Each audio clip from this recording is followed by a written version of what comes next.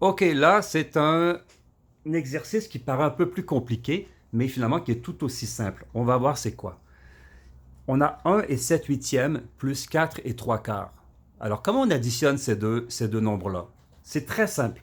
Les entiers vont s'additionner. Ça c'est facile. Donc, 1 plus 4 égale 5, OK? Donc, ce qu'on va faire, c'est qu'on va dire 1 plus 4 plus 7 huitièmes plus 3 quarts. Je l'ai ramené comme ça. Parce que le 7 huitième, il représente un nombre à lui tout seul, le 1 aussi, le 4 aussi et le 3 quarts aussi. Donc 1 plus 4 plus 7 huitièmes plus 3 quarts.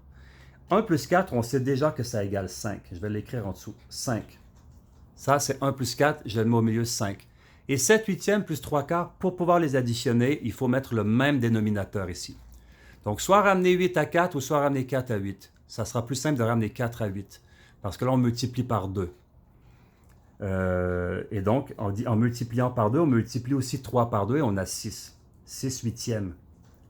Donc, on va écrire plus 7 huitièmes, plus ici 3 quarts, 6 huitièmes. Et ça égale. Et là, on va simplifier encore notre calcul. 5, on le ramène ici. Plus. Alors, 7 plus 6 égale combien? 7 plus 6 égale 13. 13 huitièmes, parce que le dénominateur ici, on ne l'additionne pas, c'est le numérateur qu'on additionne. Donc 7 plus 6 égale 13 huitièmes. Donc 5 plus 13 huitièmes. Ça va nous donner notre réponse. Maintenant, 13 huitièmes, c'est plus grand que 1.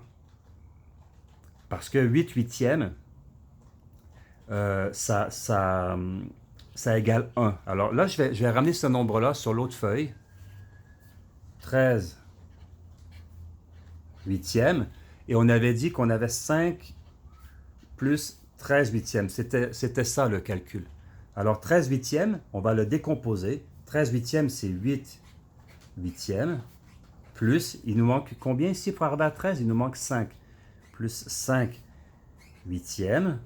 Et on a notre 5 qu'on regarde ici. Donc pour arriver à la réponse, on est rendu ici.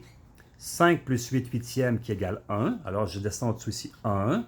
Je vais ramener mon 5 encore. 5 plus 1 plus 5 huitièmes égale. Et là, on va arriver à notre réponse. 5 plus 1 égale 6. Donc je mets 6 ici. Et 5 huitièmes.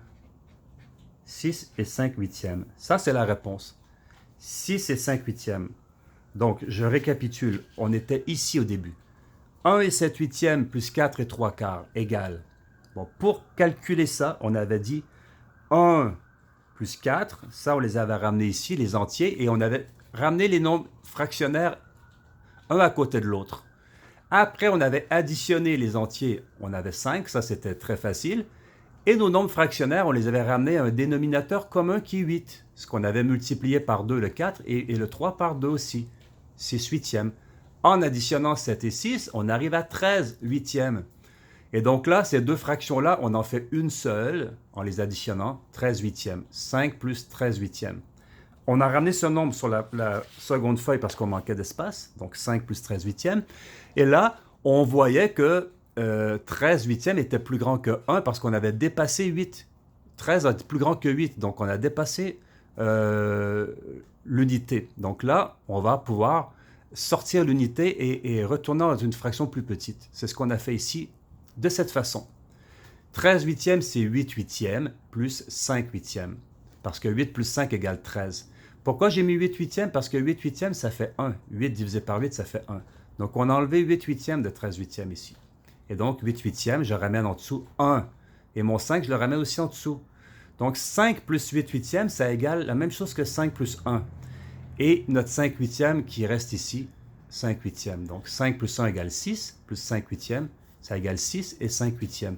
Et on a la réponse ici. C'est très, très, très, très simple. Et c'est la logique pour calculer des nombres fractionnaires.